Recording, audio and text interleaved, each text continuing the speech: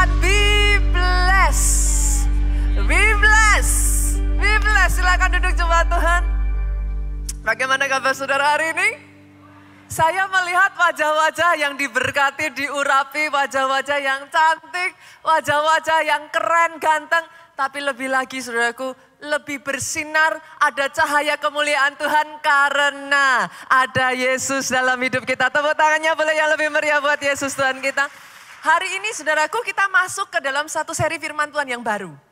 Kita masuk ke seri firman Tuhan yang baru, and I'm gonna talk about the spirit of wisdom. Roh hikmat.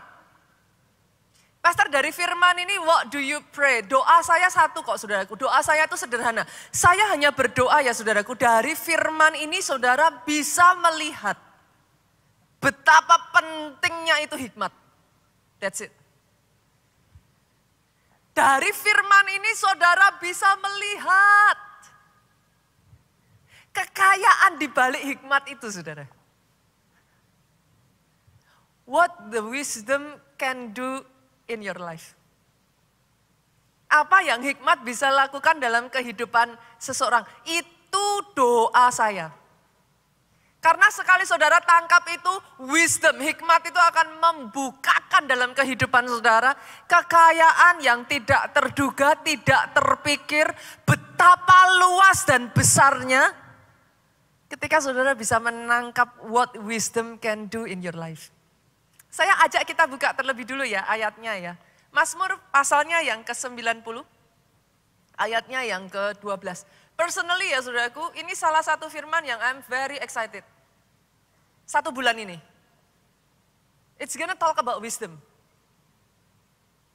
Dan saya melihat di dalam experience selama ini saya menjadi hamba Tuhan ya saudaraku. Kalau ada yang orang lack of, khususnya anak-anak Tuhan, ini yang satu ini. And it is the cause of chaos in many people's life. Jadi kita siap ya, kita coba ya. Kita belajar what is wisdom, apa sih yang hikmat itu bisa kerjakan. Mazmur 90 ayatnya yang ke-12 ngomong gini, ajarlah kami menghitung hari-hari kami sedemikian hingga kami beroleh hati yang bijaksana. Versi New English Translation-nya tuh ngomong gini saudaraku, so that we can live wisely. That is what I call the spirit of wisdom. Yang mengalirnya, munculnya itu dari hati yang bijaksana, saudaraku.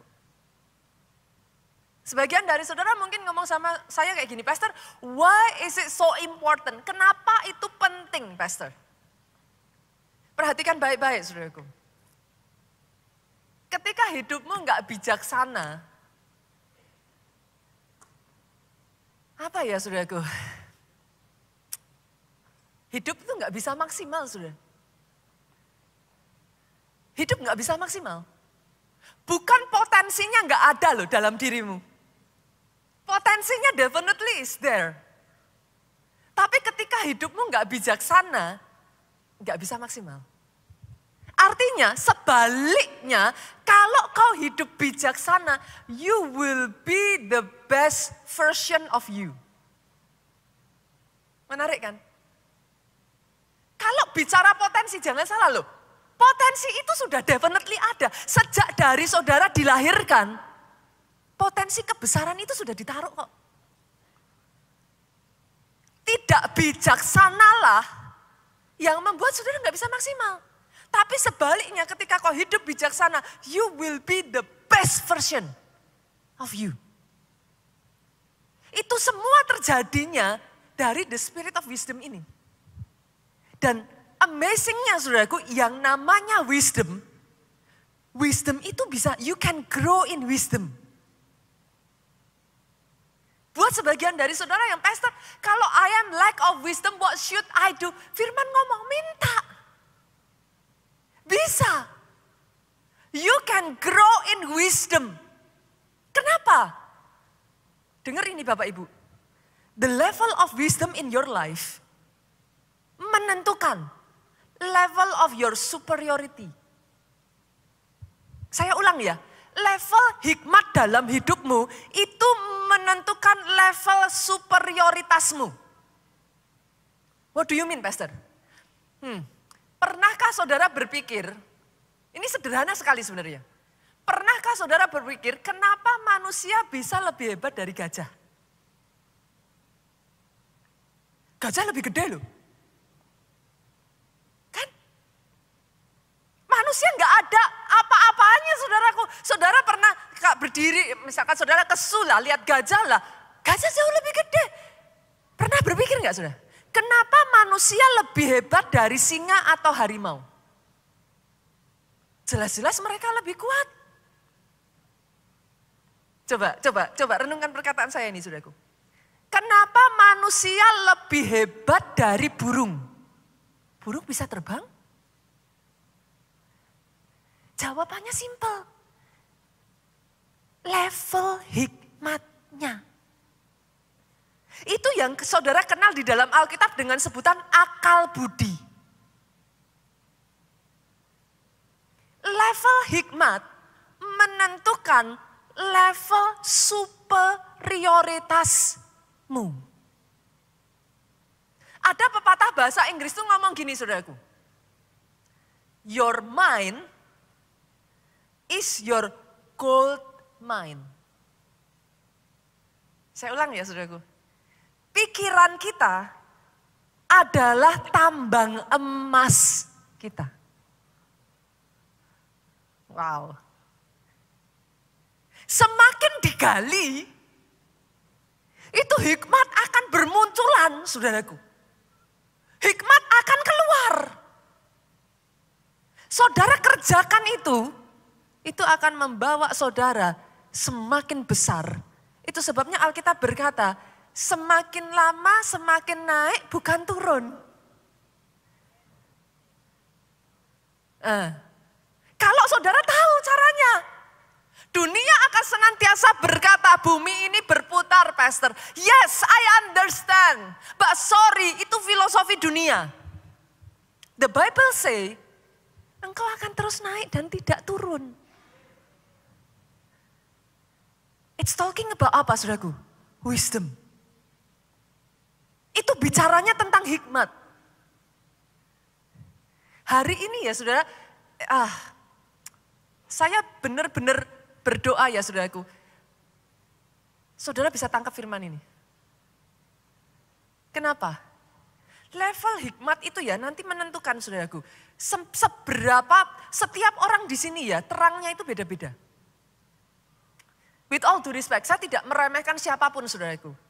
Tapi dengar ini, ada orang yang terangnya itu hanya untuk keluarganya. Dan itu bagus saudaraku. Saya nggak mengatakan bahwa itu nggak bagus loh. Itu sangat bagus. Dimulai memang dari Yerusalem kan, dari keluarga kita dulu. Anak-anak kita, pasangan kita, keluarga kita, orang tua kita. Tapi jangan salah, ada orang-orang yang terangnya nyampe ke tetangganya. Ada lagi orang-orang terangnya sampai satu kota. Ada lagi orang-orang terangnya sampai satu bangsa. Ditentukan apa saudara? The level of wisdom. Doa saya hari ini saudara bisa nangkep ini saudaraku. Betapa pentingnya what wisdom can do in your life. Karena ketika itu dimanifestasikan atas hidupmu. Ini yang Alkitab katakan semesta menanti pernyataan kebangkitan anak-anak Allah. This is what the Bible say. Karena ketika hikmat itu dibangkitkan dalam hidupmu ya saudaraku, doa saya pribadi lepas pribadi lepas pribadi lepas pribadi di tempat ini. Doa saya saudaraku, terangmu bukan hanya untuk keluargamu, terangmu sampai ke kota, terangmu sampai ke bangsa, bahkan bangsa. Oh kalau mau tepuk tangan, pick, come on. Tepuk tangannya boleh yang paling meriah buat Yesus Tuhan kita. Saya ajak saudara kita baca dulu dari Pengkhotbah. Ini ya saudaraku. Lihat. Banyak orang salah tangkap. Pengkhotbah pasalnya yang keempat, ayatnya yang ke-13 sampai ayatnya yang ke-15. Ayat ini menarik sekali buat saya. Ayat ini ngomong gini. Lebih baik seorang muda miskin. Aneh sekali ayat ini ngomongnya sudah. Lebih baik seorang muda miskin tetapi berhikmat daripada seorang raja tua tetapi bodoh. Menarik ya saudara? Interesting. Lebih baik seorang muda miskin tapi berhikmat daripada raja tua kaya tapi bodoh. Berarti maksudnya gimana Pastor? Dengar ini Bapak Ibu. Yang nomor 1 itu bukan kekayaan. Bukan modal besar. Kecuali saudara nggak percaya apa yang dikatakan firman, I cannot say anything gitu saudaraku. Tapi jelas-jelas firman ini ngomong, lebih baik orang muda, miskin, orang muda itu gambaran apa tuh saudara? Masih starting dari hijau gitu saudaraku. Miskin tapi berhikmat. Boleh saya katakan ini Bapak Ibu? Hikmat di atas kekayaan. Raja kaya. Saya tanya saudaraku. Jelas-jelas dikatakan di sini. Raja tua kaya. Itu mengimplikasikan apa saudara? Yang namanya raja Pak, kira-kira berkuasa enggak? Sangat. Sangat. Dia raja tua itu berbicara soal apa? Sudah settle. Sudah settle saudaraku. Raja tua kaya. Saya tanya jabatannya tinggi enggak? Loh yang namanya raja itu udah top of the top Pak. Udah. Kalau bicara soal jabatan mah. Saya tanya lagi saudara, kaya enggak? Jelas-jelas sudah ditulis. Top markotop Pak. Raja tua kaya. Tapi Alkitab ngomong, no, bukan. Lihat kenapa? Ayatnya yang ke-14 sampai ayatnya yang ke-15 ngomong gini.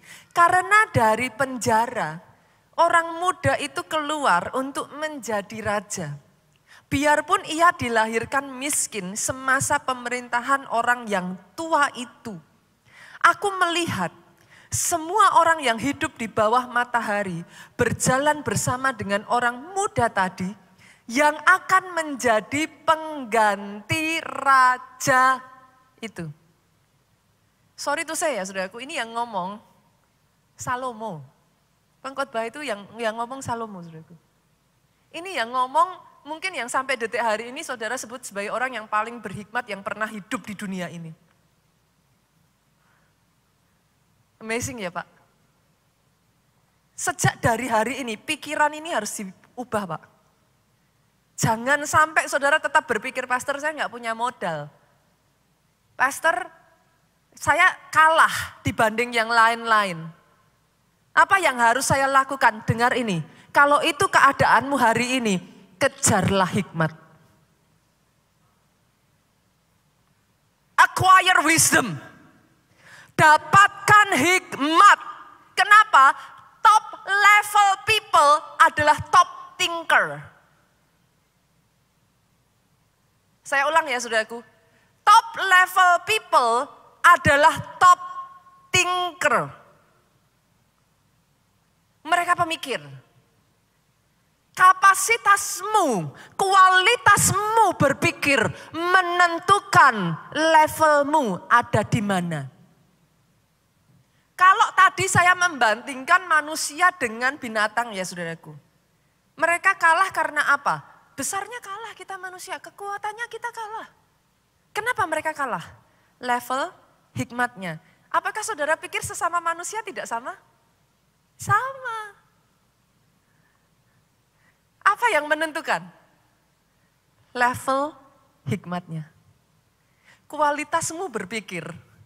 Kualitas hikmat dalam kehidupanmu menentukan level superioritasmu. Sama-sama ya, Bapak Ibu di sini nggak usah angkat tangan yang profesional ya. Profesional muda, saudaraku. Satu profesional yang sama, belajarnya sedikit, berpikirnya sedikit, bertindaknya sedikit, hasilnya juga sedikit kok. Tapi profesional yang sama, dia belajarnya banyak terus. Acquire wisdom, terus banyak belajar dari orang-orang, dari firman Tuhan, dari buku. Zaman sekarang tuh gak ada alasan saudaraku, pastor lah tapi saya gak bisa ketemu tuh. YouTube is everywhere saudaraku. Gak ada alasan. Zaman sekarang saudara tinggal buka. Mau terus belajar, banyak belajarnya, banyak berpikirnya. Satu hikmat yang digali keluar ya saudaraku. Banyak bertindaknya, maksudnya gimana? Kerjakan terus. Konsisten. Terus. Ulet. Ulet itu apa saudara? Bukan ulet ya, bukan ulet. Ulet ya saudara. Gigih. Rajin. Kerjakan terus saudaraku. Sampai titik tertentu, terobosannya beda. Yang mengerti katakan amin. Beda. Startnya boleh sama. Sama-sama profesionalnya boleh sama. Tapi hikmat menentukan superioritas. Ibu rumah tangga, halo. Kalau ada pekerjaan terberat sedunia, saya boleh ngomong ya saudaraku. Tanpa merendahkan siapapun, tanpa mengecilkan apapun yang saudara kerjakan, saya boleh berkata ya saudaraku, menjadi ibu rumah tangga itu justru berat. Ibu rumah tangga yang sejati loh ya. Karena sama-sama ibu rumah tangga itu beda-beda saudaraku. Levelnya beda.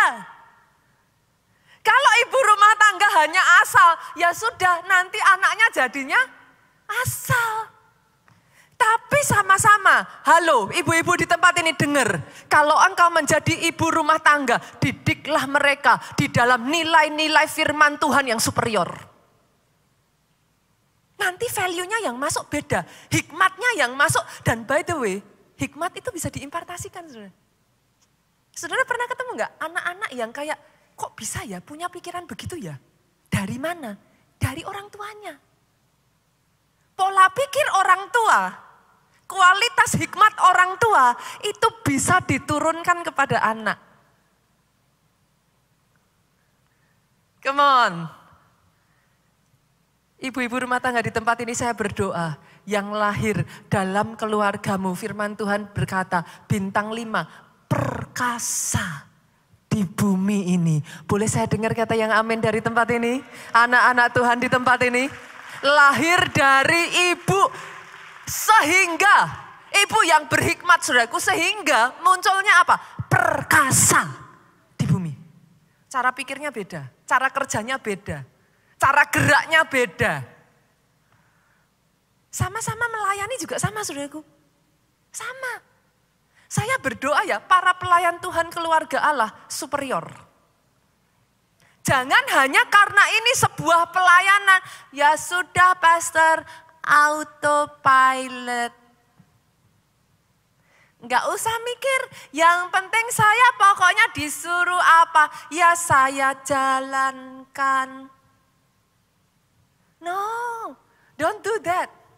Dalam pekerjaanmu, dalam keluargamu, enggak boleh autopilot. Enggak boleh, sudah, yang penting pokoknya anak-anak sudah makan. Ibu-ibu, halo? Anakmu bukan cuma butuh makanan sehat, 4 sehat 5 sempurna, no. Anakmu butuh wisdom. Dalam pelayanan juga sama. Saya melihat ya saudaraku, tim yang di dalam pelayanannya terus dia gali wisdom. Gali lagi. Nanti timnya nggak akan gitu-gitu aja. Nanti ada terobosan baru. Apalagi yang baru. Lakukan lagi hal yang baru. Kita bikin begini, pastor. Nanti kita lakukan begini, pastor. Dan minggu demi minggu, saudara datang ibadah pun saudara bisa ngerasain kok. Bisa kerasa nggak saudara? Why do you choose? Kenapa saudara pilih tempat tertentu lebih dari yang lain? Back again. Saudara mungkin nggak bisa ngelihat apa yang terjadi di belakangnya ya. But you can feel it. You can sense it. Pastor, nanti yang saudara katakan cuma sesederhana ini. Saya nyaman, saya seneng kok. Tapi di belakang itu semua ya saudaraku, hikmat bermain di sana. The quality of thinking bermain di sana. Dan by the way ya saudara, yang saya kenal ya, coba saya tanya Bapak Ibu di sini ya. Semakin orang itu maju, yang saya tahu ya saudaraku, semakin orang itu diberkati, semakin orang itu maju, dia akan berpikir bagaimana supaya lebih maju. Betul? Pernah mendengar kata-kata kayak gini, aduh sekarang setelah ini tuh ternyata setelah didalami malah lebih sibuk. Pernah? Ibu rumah tangga, kalau saudara benar-benar mengerjakan bagian saudara, lebih sibuk lagi saudara. Bukan lebih santai, lebih sibuk. Kenapa? Nanti saudara bisa menciptakan di rumah, anak saudara itu benar-benar punya kayak challenging. Mainnya, pikirannya itu ditantang terus. Anak-anak itu dilatih untuk benar-benar punya sejak dari mereka kecil. Doa saya sejak dari hari ini ya, saudara bisa melihat betapa pentingnya hikmat, apa yang bisa hikmat kerjakan dalam kehidupan saudara. Barang siapa memperoleh hikmat, Alkitab berkata, dia memperoleh hidup. Jadi atas kehidupan saudara. Tepuk tangannya boleh sekali lagi yang paling meriah buat Yesus Tuhan kita. Karena apa saudaraku, banyak orang itu gak menyadari ya. Sangat disayangkan sih. Boleh nggak saya katakan ini? Berpikir adalah bekerja. Saya ulang loh saudaraku. Banyak orang nggak menyadari Pak, karena banyak orang berpikir bahwa yang namanya bekerja itu ya fisik. In fact, saudaraku, yang namanya bekerja itu, pastor, yang namanya bekerja itu ya kalau misalkan saudaraku, petani di ladang, dia menggarap ladangnya. Tapi jangan salah saudaraku, berpikir adalah bekerja justru levelnya lebih besar. Kapasitasnya lebih besar Pak. Dan dimensinya lebih tinggi. Ini harus disadari dulu saudara, ini penting sekali. Berpikir adalah bekerja. Seperti yang saya katakan tadi, top level people adalah top thinker. Berpikir adalah bekerja. Itu sebabnya saudaraku, dalam Alkitab itu ada istilah ini. Pernah dengar nggak? Pikiran Kristus. Pernah dengar ya? Artinya Kristus itu juga berpikir saudara. Tapi levelnya lebih tinggi lagi Pak. Itu yang disebut sebagai the mind of Christ. Pikiran manusia itu terbatas. The mind of Christ itu pikirannya Allah sendiri.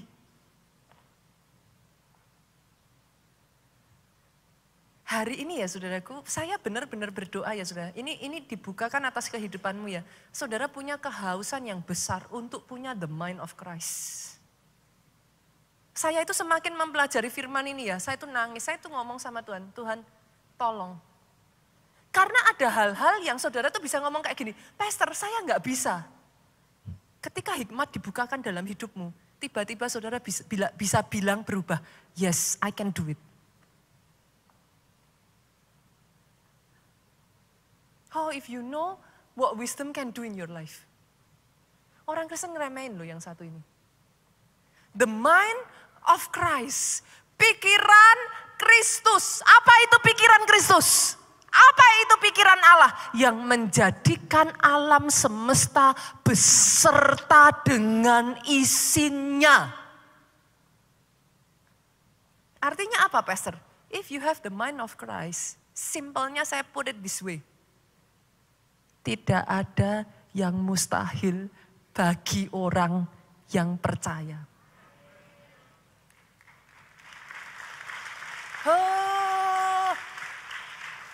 Di khotbah ini ya saudara, honestly, saya berdoa loh saudara bisa tangkap itu.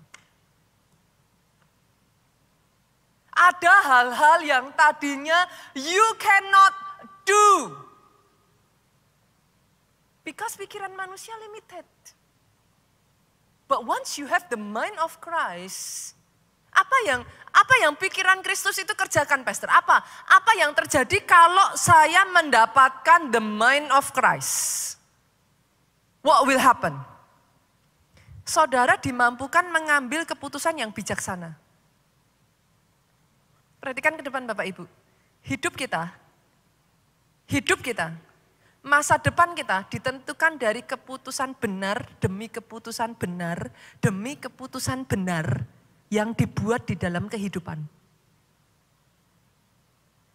Banyak hidup hancur karena salah ambil keputusan. Saya ketemu dengan banyak orang, konseling dengan banyak orang, seringkali mendapati yang jadi masalah adalah salah dalam mengambil keputusan. Somehow salah ngambil keputusan. Itu juga dialami Lot, saudara. Nah, saya tuh semakin saya mempelajari ini, saya semakin saudaraku, I am so excited. Itu seperti kayak burst open dalam diri saya gitu. Lot, secara manusia, waktu dia berpisah dengan Abraham, dia nggak salah loh, Bu. Dia ngelihatnya apa yang secara manusia, mata manusia itu lebih hijau, lebih subur. Dia milih Sodom karena secara manusia Sodom pada saat itu jauh lebih dibanding yang lain. Tapi yang Lot nggak tahu ketika dia memilih Sodom, dia masuk dalam pergaulan yang salah. Sampai saudara baca kisahnya, pada saat Tuhan utus malaikat itu ya saudaraku, orang kota itu mau menarik malaikat itu, maksudnya mereka mau meminta malaikat itu ya. Lot ngomongnya apa? Udah, jangan, saya serahin anak saya aja. Bisa ngeliat saudara, pikirannya Lot itu sudah korup. Dan sebagai dampaknya ya saudaraku, dari satu keputusan yang salah yang diambil Lot, menuntun pada keputusan salah berikutnya. Hancur hidupnya Lot. Keluarganya hancur, istrinya jadi tiang garam, saudaraku. Kenapa? Decision. Keputusan. Dan bolehkah saya katakan, every single day you make decision kan? Setiap hari loh. Bahkan sebagian orang tuh every single minute. Saudara dituntut untuk mengambil keputusan. Tergantung dari posisi saudara apa. Yang jelas leader dalam perusahaan saudara, every single minute, hour, you have to make decision in your life. Tapi keputusan-keputusan itu menuntun pada masa depan saudara. Keputusan salah itu mengakibatkan masa depan hancur, saudaraku. Saya pernah berjumpa dengan satu orang waktu ketemu dengan saya, dia tanya sama saya, Pastor, tempat perusahaan saya nggak enak banget nih, udah kayak gerah banget. Saya mau keluar, Pastor, saya udah nggak tahan lagi. Di perusahaan sudah nggak nyaman sekali, pokoknya saya mau keluar, titik. Saya bilang, loh ini kelihatannya simpel ya saudaraku, berapa banyak orang melakukan ini? Mau keluar, titik. Saya tanya, loh kamu keluar dari perusahaan lamamu udah ada plan belum? Nggak penting, Pastor, nanti saya bisa cari pekerjaan lain kok. Pokoknya saya mau keluar, titik. Saya ngomong dong, ya kalau kamu datang sama saya dengan perkataan seperti itu artinya kamu bukan mau konseling, kamu mau kasih informasi ke saya. Loh ya benar tuh saudaraku. Pastor, saya kasih informasi ya, saya mau keluar dari tempat kerja saya, titik. Kan gitu saudara. Kan? Tapi saya ngomong, saya mulai bukakan sama dia. Kamu keluar dari sana, oke, coba yuk, tarik yuk. Situasinya kayak apa? Apa yang terjadi? Ketika saya bedah, saudaraku. Yang tadinya menghimpit dia bisa melihat kesempatan.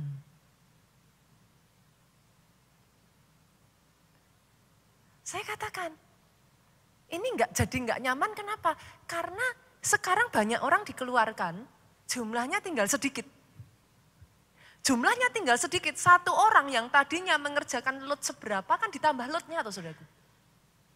Loadnya kan jadi banyak. pasti nggak nyaman. Tapi saya bilang, tunggu. Ini penyaringan. Difilter, keluar. Siapa yang tertinggal nantinya, yang punya kapasitas lebih, justru ada kesempatan kamu melejit jauh lebih naik. Dia ngomong sama saya gini, kok saya enggak kepikir ya pastor? Saudara mengerti yang saya maksudkan? Hikmat menentukan how you make decision. The right decision akan membawa lompatan. The wrong decision sebaliknya menghancurkan kehidupanmu. Itu yang terjadi juga dalam hidup Rehabeam. Ada yang masih ingat Rehabeam? Ada yang tahu siapa Rehabeam?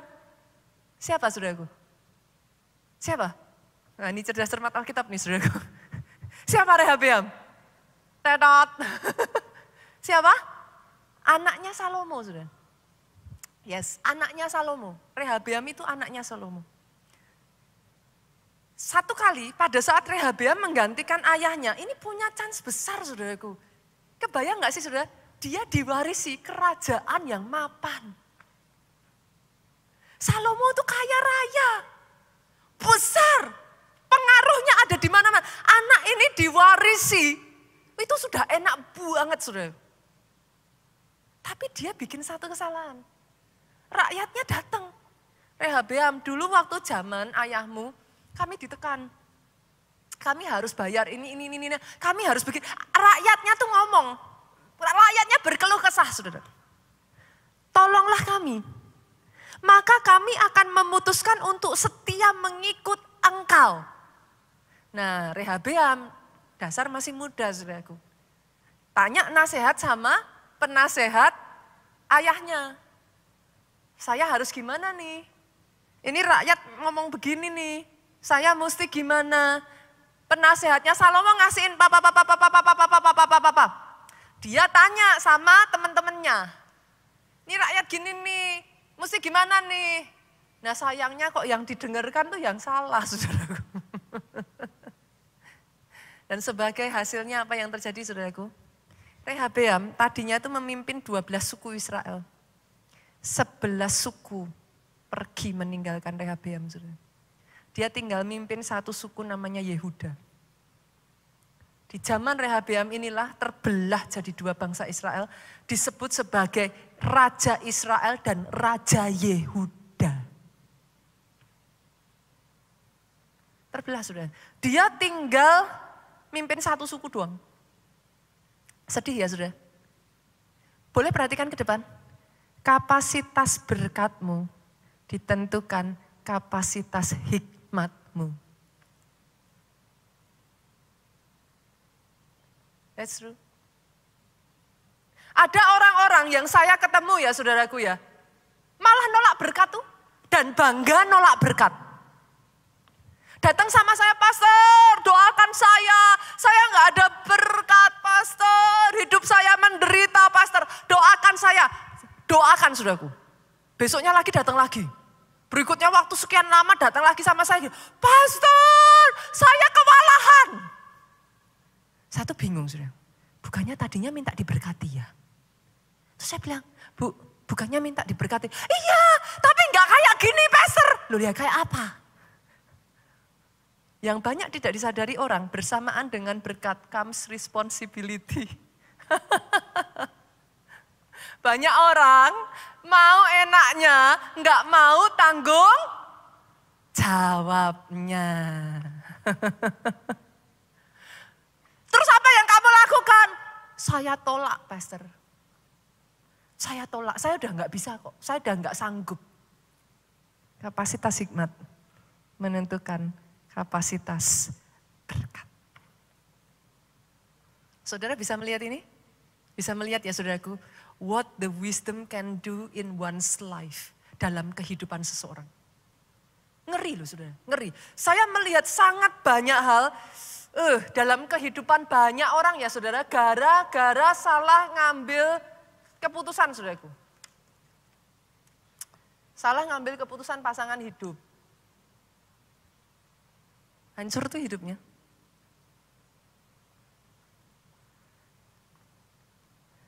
Tidak ngerti bagaimana perhitungan hutang piutang. Salah tabrak, ambil pinjol. Hancur tuh hidupnya. Yang ada nggak ada damai sejahtera, dikejar-kejar kemana-mana. Hidup nggak enak, nggak happy. Bu. Salah ambil keputusan partner kerja. Hancur tuh. Life is full of decision. Dan dari semua decision yang ada ya saudaraku, dari semua decision yang ada, pastikan ini, engkau memutuskan untuk mengikut Yesus dalam hidupmu. Kalau ada decision yang terbaik yang pernah saya ambil ya saudaraku, saya merespon untuk panggilan Yesus dalam hidup saya. That's the best decision I've ever made. Saya berasal dari keluarga baik-baik, saudaraku. Keluarga saya, orang tua saya sangat mengasihi kami anak-anak. Tapi kosong. Di usia 10 tahun, saudaraku, saya pernah berpikir untuk bunuh diri. Banyak orang bertanya kepada saya, why, Pastor? I don't know why, it's just empty. Sampai Yesus panggil saya. I decide, saya memutuskan, saya nggak bisa ngomong saya memilih Yesus ya saudara, karena sebelum kita tuh nggak pernah bisa memilih Yesus, Dia yang memilih kita. Tapi saya memutuskan untuk menjawab panggilan Yesus dalam kehidupan saya. Nah ini yang menarik saudaraku, to have the mind of Christ. Kenapa? Karena Pastor, how do I know decision ini akan lead kemana? Itu nggak gampang saudara. Jujur waktu saya ngambil keputusan menerima panggilan Tuhan dalam hidup saya, semua orang bodoh-bodohin saya, saudara. Saya bersyukur saya punya orang tua yang sangat suportif. Tapi dalam suportifnya mereka itu pun mereka menasihati saya gitu. Nita, jadi pendeta itu nggak enak gitu kan. Kamu kayak ikan di akuarium. Kayak lohan itu loh saudaraku, kepalanya benjol lebih besar dikit aja salah. Warnanya kurang terang dikit salah. Ekornya kepanjangan salah. Kependekan juga salah. Kan gitu. Sih? Orang tua saya bukan tidak support saudaraku, tapi menjelaskan kepada saya, it's not a choice that is easy. Saya dibodoh-bodohin keluarga besar saudaraku. Saya ditentang. Bahkan ketika saya mengambil decision bahwa dalam hidup saya mau sungguh-sungguh ikut Yesus. Saya nggak mau pacaran gonta-ganti. Teman-teman saya pada bilang kok bodoh. Cantik-cantik ngapain nggak punya pacar? Justru nanti kalau kamu ganti-ganti jadi pengalaman. Saya dibilang bodoh saudaraku. Saya kalau ditanya kenapa nggak punya pacar? Saya selalu ngomong, saya nggak pengen punya pacar, saya kepengennya satu yang jadi suami saya. Teman-teman saya semua bilang, bodoh kamu. Bodoh. Udah, nggak apa-apa, memangnya apa? Pacaran bukan menikah. Gagal ya ganti yang baru, gampang katanya saudara. Saya dibilang bodoh lagi. Tahukah saudara ketika saya mengambil decision ya saudara, dari Amerika pulang ke Indonesia, saya dibilang bodoh lagi. Teman-teman saya di Amerika ngomong, kamu di Indonesia dapat gaji berapa? Kamu di sini loh, udah jelas loh, tinggal dilanjutin. Terbuka kesempatan waktu itu saya ditawarin beberapa pekerjaan, ada orang-orang yang kenal di sana saudaraku. Dan mereka bilang, bodoh, kamu di Indonesia itu dapat berapa? Bodoh.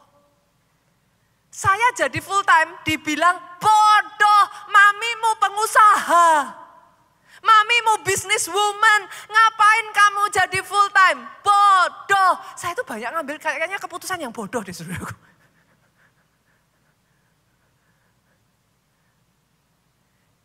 Disitulah saya menyadari firman ini saudaraku. To have the mind of Christ. Jalanku bukan jalanmu, pikiranku bukan pikiranmu, sejauh langit dari bumi, jauhnya jalanku dari jalanmu. Pastor, berarti what is your wise Apa keputusan paling bijaksana yang pastor pernah buat? Saudara tahu apa? Saya memutuskan taat dan memutuskan mendedikasikan hidup saya untuk agendanya Tuhan. That is the wisest decision I've ever made. Jujur ya Pak, saya nggak pernah tahu ketika saya ngambil decision itu, apakah it will lead me to somewhere or it will just make me down. I never know. Tapi satu yang saya tahu, kalau Tuhan suruh saya, mau seperti apapun hidup saya taat. Banyak di antara saudara akan berkata kepada saya, Pastor, itu bodoh.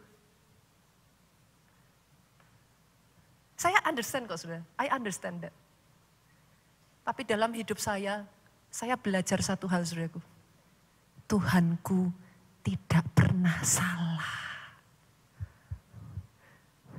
Ada banyak jalan disangka orang lurus, tapi ujungnya menuju maut, you never know. Banyak orang tuh salahnya gini saudaraku. Boleh nggak saya menempatkan ini dengan bahasa saya? Dunia tidak berputar di sekeliling kita. Sorry to say. What do you mean, Pastor? It's not about you. Jahat ya? Jahat. It's not about you. Tuhan punya agenda di muka bumi ini, saudaraku. Dia punya agenda. Bukan kita bikin agenda. Sebagai hamba Tuhan, saya harus berhati-hati dalam hal ini. Tapi nggak ada bedanya hamba Tuhan dengan saudara businessman. Be careful with this one. Kalau kita punya agenda, bedanya apa Pastor? Kalau kita punya agenda, maka setelah saudara diangkat naik oleh Tuhan, saudara nyaman. Udah cukup Pastor? Udah enak kok. What more do I want? Itu agenda kita. Sebagai seorang hamba Tuhan, saya harus hati-hati saudaraku. Satu hal ini saya belajar dari Daddy G.O. Pastor Adeboye di Nigeria saudara. Dalam usianya yang ke-80, dia terus serving the agendanya Tuhan, saudaraku. Artinya apa, saudara? Jujur ya, saudaraku, saudara sampai di titik tertentu, pernah nggak Bapak Ibu yang mungkin saudara sudah di level tertentu, saudara ngomong dalam diri saudara sendiri, enough lah pastor, saya sudah nggak punya butuh apa-apa lagi. Sudah cukup lah, sudah ada kok, semuanya sudah tersedia kok. Pernah nggak ngalami itu, saudara? Pernah? Pernah ya, Bapak Ibu ya? Denger ini, when you serve the agenda of God, never for that. Itu yang saya lihat dari Pastor Obaja. Ada satu waktu di mana Pastor Obaja itu sudah ngerasa kayak ya udah cukup lah, udah mau apa lagi. Tapi Tuhan said no. Dia terus ikuti agendanya Tuhan. Padahal ikuti agendanya Tuhan. Saudara saya tanya, memperjuangkan perusahaanmu itu capek enggak? Capek. Makanya banyak orang zaman sekarang itu punya moto, cepet aja diatur semuanya biar bisa pensiun muda. Loh kan? Betul kan? Itu yang terjadi pada satu orang kaya. Yuk kita buka ya. Ternyata zaman dulu ya saudaraku, Alkitab. Itu sudah ngomong. Yuk kita buka yuk, menarik saudaraku. Oh saya belajar hal ini ya saudara. Saya tuh nangis, saya ngomong sama Tuhan, oke Tuhan, Highland. Sampai kapanpun bukan apa yang saya mau, tapi ngikuti jalannya Tuhan. Itu enggak gampang. Itu kadang sacrifice loh, di sini sakit gitu saudaraku. Oke yuk buka Lukas 12 ayatnya yang ke-16 sampai 21 yuk. Saya ajak saudara melihat ya, ternyata cerita itu sudah ada dari zaman dulu saudara. Kemudian Lukas 12 ayat 16 ngomong gini, kemudian Yesus mengatakan kepada mereka satu perumpamaan. Katanya Yesus ngomong, ada seorang kaya. Tanahnya berlimpah-limpah hasilnya. Ayat 16 ini dulu. Informasi apa yang saudara dapatkan dari ayat ini? Bahwa orang itu kaya. Satu ya, kaya ya saudaraku. Oke, bahwa orang itu kaya sudah pasti. Tanahnya berlimpah hasilnya, artinya apa? Dia bukan cuma orang kaya, Bapak Ibu. Dia orang yang berhikmat. Tanahnya berlimpah hasilnya. Berarti dia tahu cara manage tanahnya dengan baik. Tahun demi tahun, waktu demi waktu, hasilnya banyak. Akhirnya sampai berlimpah-limpah hasilnya. Kita lanjut ya. Nah, baca ayat itu kayak gini saudaraku. Jangan langsung di skip. Karena setiap ayat ada artinya. Ayat 17 yuk. Yang masih semangat katakan amin. Waktunya sudah mau makan ya saudaraku. Oke yuk, ayat 17. Ia bertanya dalam hatinya. Orang kaya ini bertanya dalam hatinya, apakah yang harus aku buat? Sebab aku tidak mempunyai tempat di mana aku dapat menyimpan hasil tanahku. Ayat 18 dengan suara keras, 2-3 baca.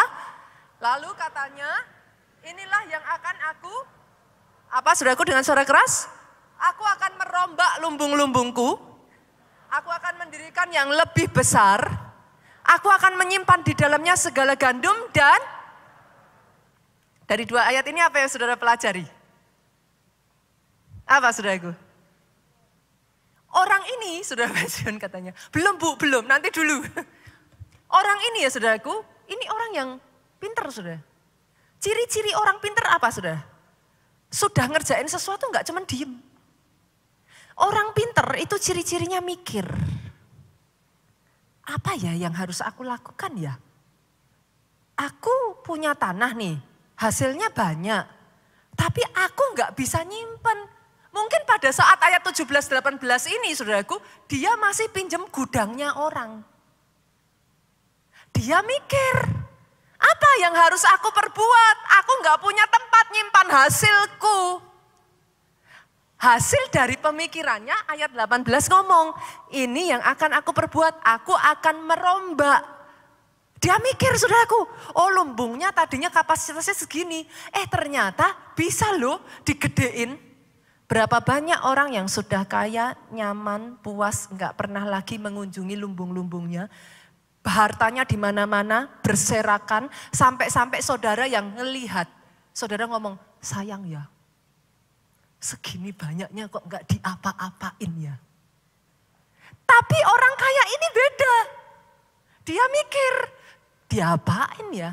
Aku akan mendirikan yang lebih besar. Aku akan menyimpan di dalamnya segala gandum dan barangku. Selesai masalah toh? Dia jadi lebih kaya toh saudaraku? Ini ceritanya kan begitu. Nah masalah muncul di ayat 19 saudara. Yuk baca sama-sama. Ini masalah banyak orang saudaraku. Baca sama-sama ya, supaya kita diingatkan kembali. 2, 3, sesudah itu aku berkata kepada jiwaku, jiwaku ada padamu banyak barang, tertimbun bertahun-tahun lamanya. Beristirahatlah, makanlah, minumlah, bersenang-senanglah. Ini apa saudara?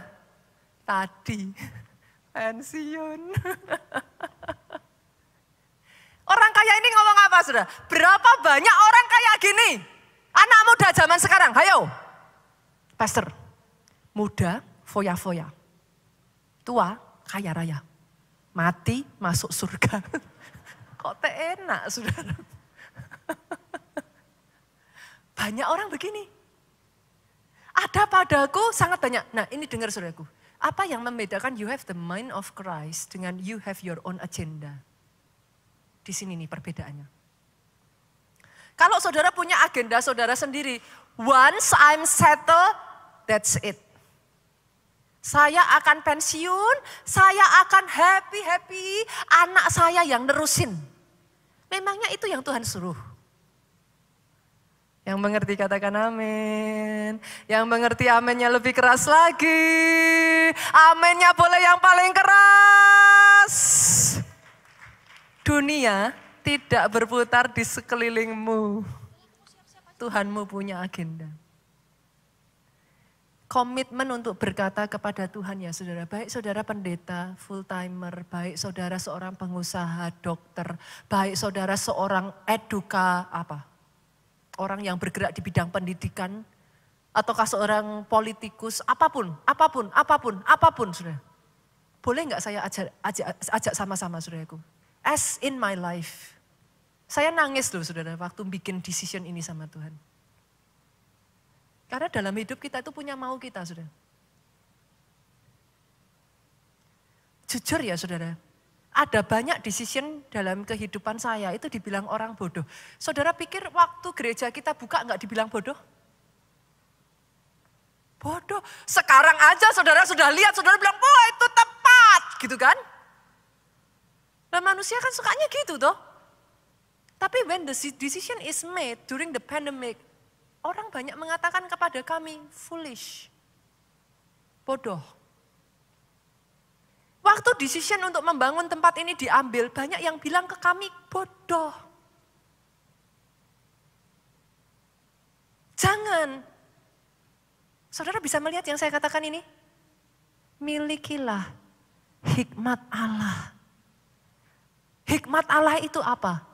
The mind of Christ. Didapatnya gimana? Isi dirimu sebanyak mungkin tuh dengan firman saudara. Jadi kau tahu apa yang salah, apa yang benar, mana yang berkenan, mana yang sempurna. Bukan pikiran kita sendiri.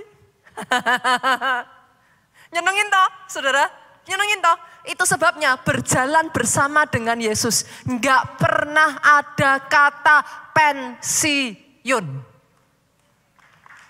Sorry saudara. Pastor, zaman sekarang semua orang pengen pensiun. Ya kadang memang itu filosofi dunia loh saudara. Dan coba kerasa enggak saudara? Saudara hidup di tengah-tengah dunia, kena enggak dengan filosofi itu? Nah, jujur kan? Jujur kan? Banyak anak muda sudah pengen pensiun. Nah loh. Ini banyak di sini yang ngalami terus gini. Aduh pastor. Aduh pastor. Jalan Tuhan bukan jalanmu. Sejauh langit dari bumi, jalannya dari jalanku. Miliki the mind of Christ.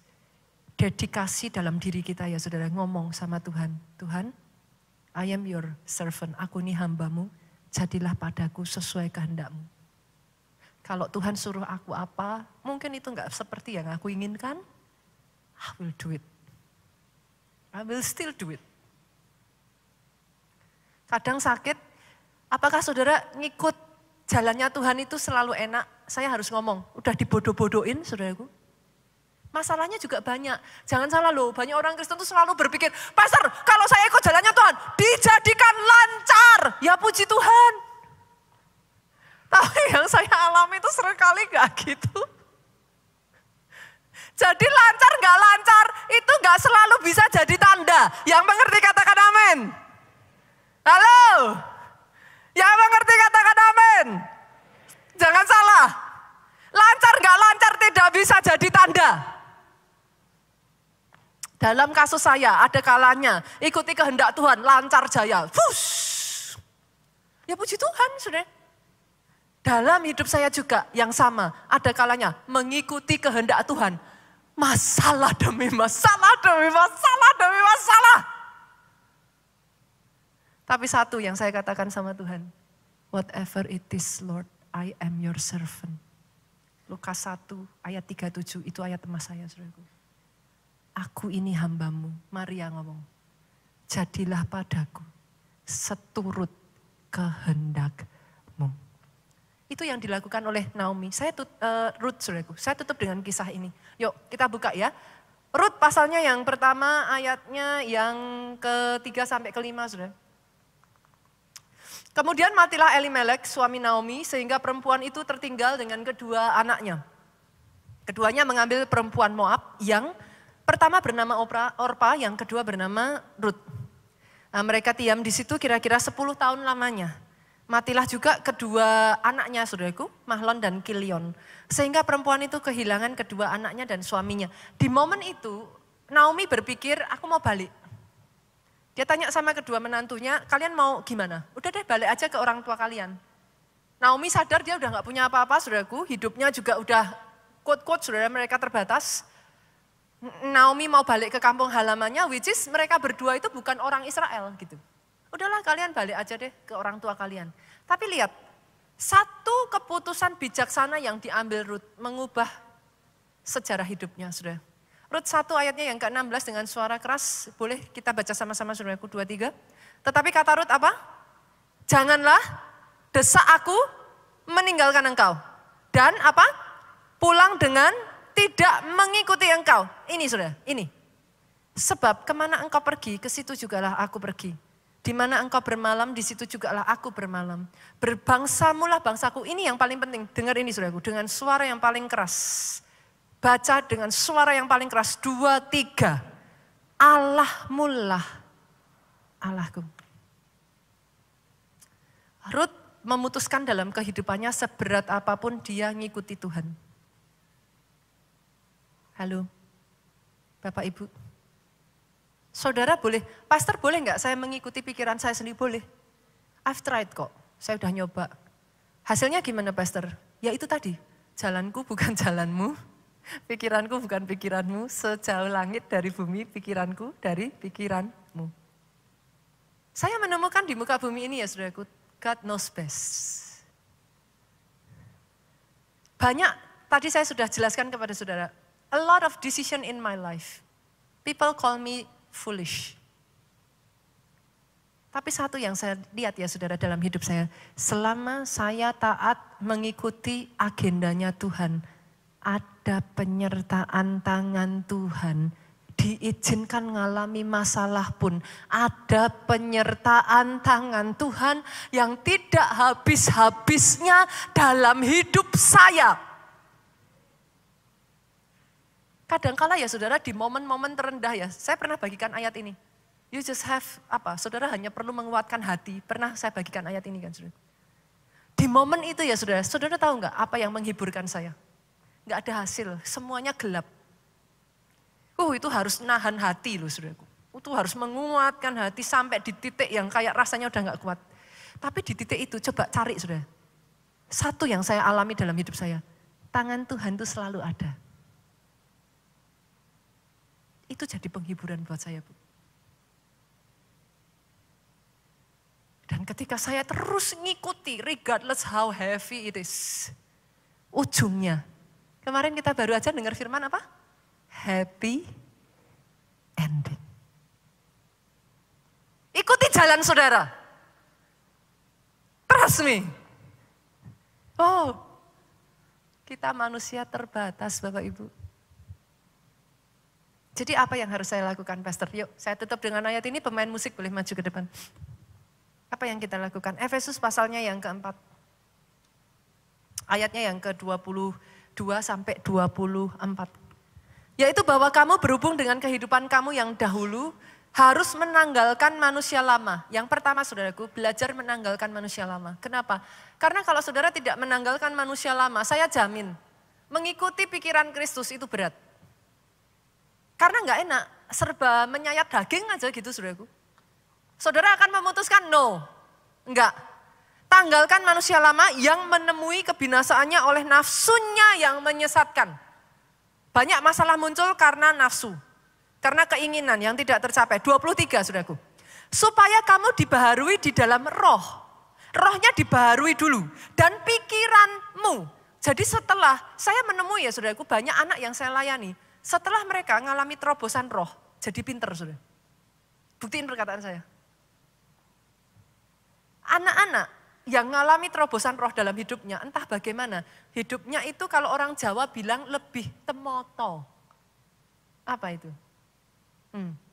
Kayak langkahnya itu lebih clear. Pikirannya itu jadi lebih dewasa saudaraku. Tiba-tiba kayak ada motivasinya. Itu bedanya. Itu bedanya. Kita lanjutkan ya, kita lihat ya. Ayat ini ngomong, dan mengenakan manusia baru yang telah diciptakan menurut kehendak Allah di dalam kebenaran dan kekudusan yang sesungguhnya.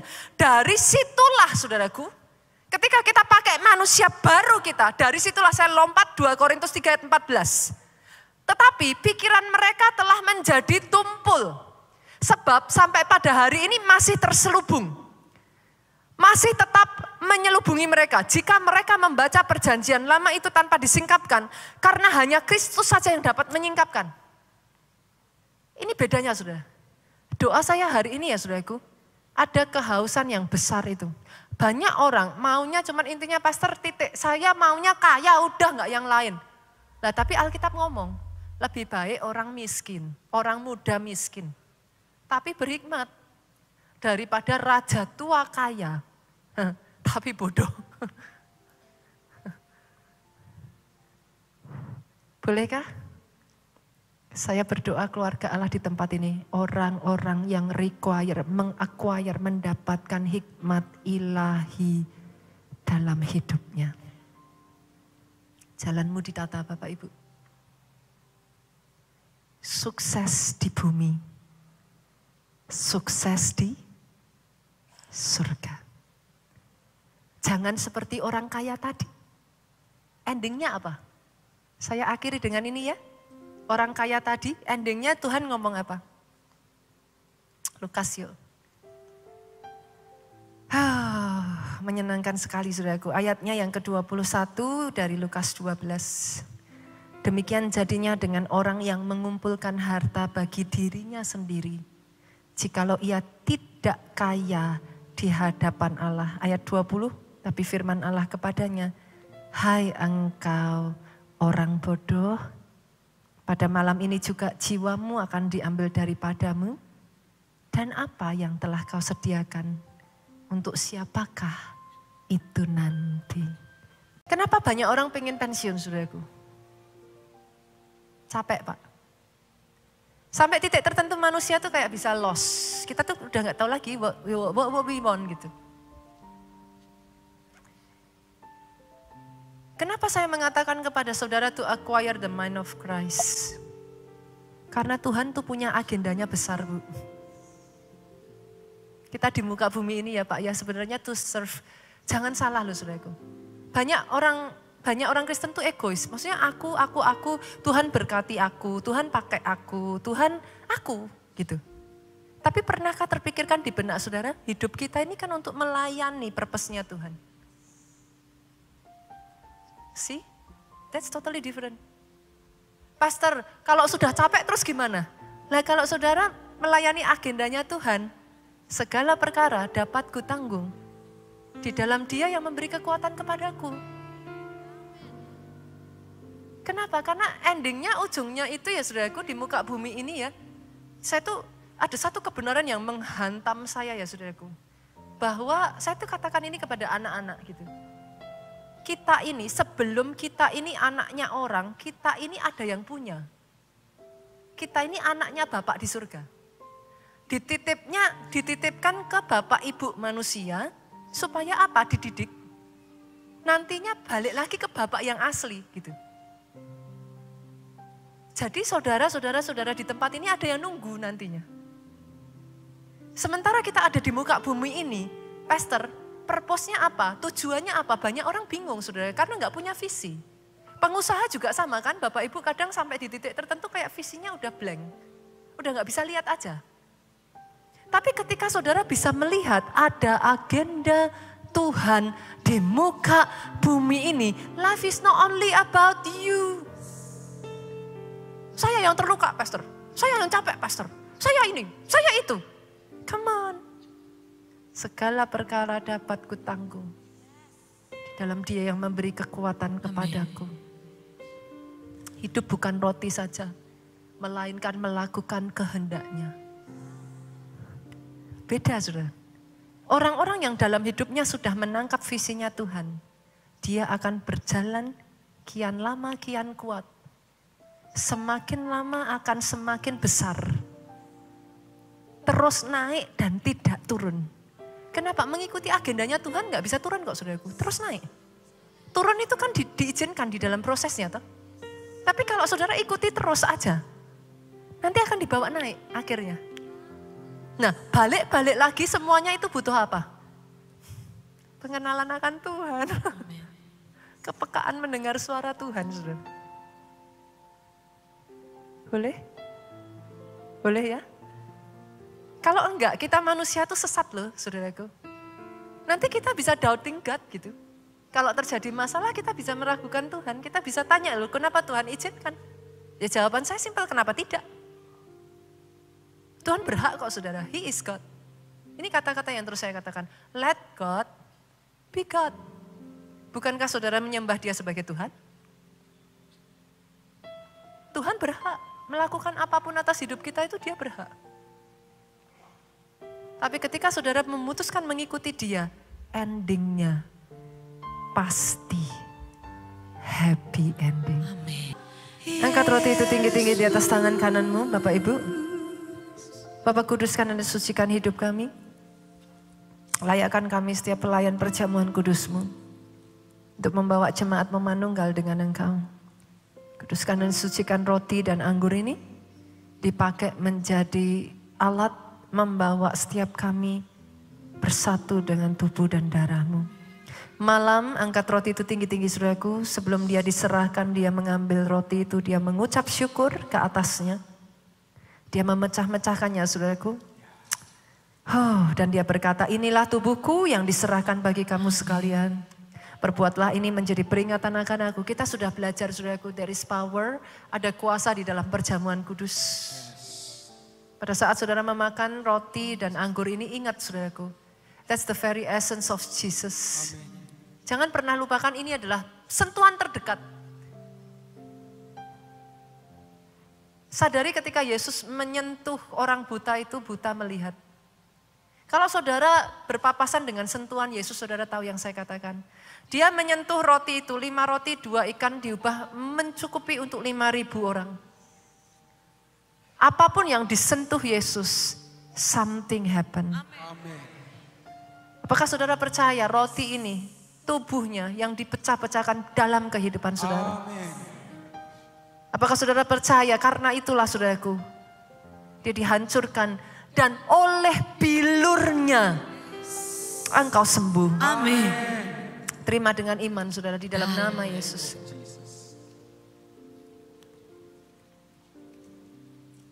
Angkat saudaraku, cawan itu tinggi-tinggi di atas kepala saudara. Demikian juga yang mengambil cawan itu setelah ia makan, lalu ia berkata, cawan ini adalah perjanjian baru yang dimeteraikan oleh darahku. Perbuatlah ini setiap kali kamu meminumnya menjadi peringatan akan aku. Apakah saudara percaya anggur yang saudara angkat ini, amen, darah itu sampai habis loh saudara. Sampai habis, diteteskan sampai titik terakhir. Dan oleh darahnya, dengar ini saudaraku, tidak ada yang bisa memisahkan engkau dari kasih Kristus. Dikuduskan hidupmu. Yes. Dikuduskan hidupmu. Amin. Kembali kepada Dia. Back to Him again. Terima dengan iman di dalam nama Yesus. Angkat kedua tangan saudara. Diberkati saudara oleh Tuhan. Amin. Diberkati keluargamu oleh Tuhan. Amin. Keluarga yang dipenuhi dengan hikmat Tuhan. Amin. Saya perkatakan ini atas kehidupanmu saudaraku. Sehat badanmu. Amin. Baik jiwamu. Amin. Kuat rohmu. Amin. Panjang umurmu. Amin. Memberitakan semua perbuatan baik yang daripada Tuhan. Amin. Keajaiban dan mujizat yang Tuhan kerjakan di dalam kehidupanmu. Amin. Pulang dari tempat ini membawa sukacita. Damai sejahtera dari Allah Bapa, cinta kasih Yesus Kristus dan persekutuan dengan Roh Kudusnya sekarang sampai selama-lamanya. Engkau yang diberkati, engkau yang diurapi, katakan dengan suaramu yang paling keras. Amin.